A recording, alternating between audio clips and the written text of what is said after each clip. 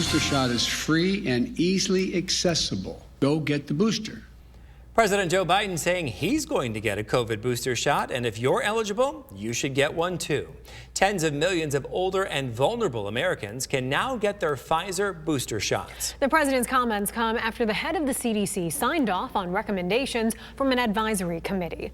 Dr. Rochelle Walensky agreed boosters should be offered to people 65 and up, people of any age living in a long-term nursing home, those 50 to 64 with an underlying medical condition, as well as some at-risk younger people. But in an unusual move, she also put back in the recommendation for a third dose to individuals whose jobs might put them at risk, such as healthcare workers. As CDC director, it's my job to recognize where our actions can have the greatest impact.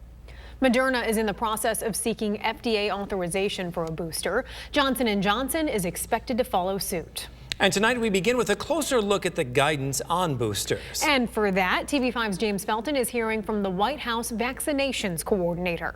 It's important for people to know. Dr. Bishar Shukair, who serves as the White House Vaccinations Coordinator, spoke with us about Pfizer COVID-19 booster shots. The Centers for Disease Control has approved the following groups of people for a third dose. To be eligible, they must be fully vaccinated with Pfizer, and it has been at least 6 months since the second dose. Everyone 65 and older in this category qualifies. Those age 18 to 64 with an underlying medical condition that puts them at severe risk of serious illness from COVID-19 are eligible, along with those 18 to 64 who live or work in a place with increased risk of COVID-19 exposure. So if you're a healthcare worker, if you're a teacher, if you're a grocery store worker, if you live at a prison or you live at a homeless shelter, those folks are now eligible to get their booster shots. Shukair tells us people inoculated with the Pfizer booster will probably have a similar experience to their last dose. The side effect profile for the third shot is very similar to the side effect profile of the second shot. Shukair says the flu shot will not delay one's ability to get the Pfizer booster.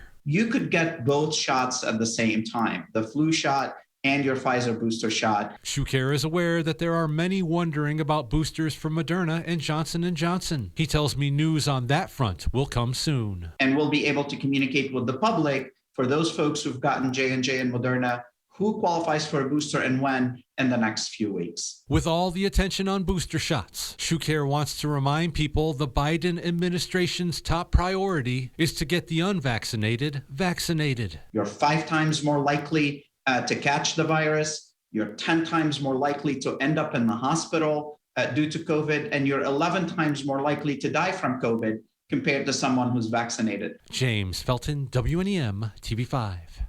And late this afternoon, the Bay County Health Department said it will begin providing Pfizer booster shots for eligible recipients per CDC guidance. And you can find more information about your local health department in the hot links section on the TV5 homepage.